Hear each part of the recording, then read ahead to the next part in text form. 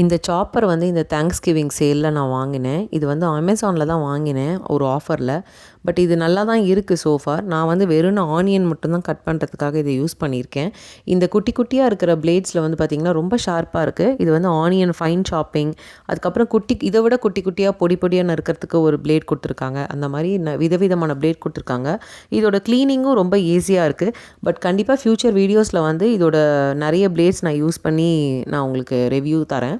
எப்போதுமே onion cut பண்ணும்போது தான் பயங்கரமாக கண்ணெல்லாம் எரியும் ஒரு எண்டுக்கு மேலே. அதனால தான் சரி இதை வாங்கி நான் டக்குன்னு சாப் பண்ணி நம்ம தாளிப்புக்கோ இல்லைனா எதுக்கோ யூஸ் பண்ணுறதுக்கு இது ரொம்ப யூஸ்ஃபுல்லாக இருக்குன்றதை நான் வாங்கினேன்.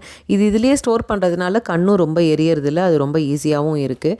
அம்மா இந்த வாட்டி ஒயிட் இட்லி பண்ணுங்கம்மா அப்படின்னு என் பையன் கேட்டதுனால வேறு வழி இல்லாமல் அரிசியில் தான் அரைச்சிருக்கேன். ஆனால் கூட நம்ம விடுவோமா, சோளம் மில்லட்ஸ் எல்லாம் சேர்த்து தான் அரைச்சிருக்கேன்.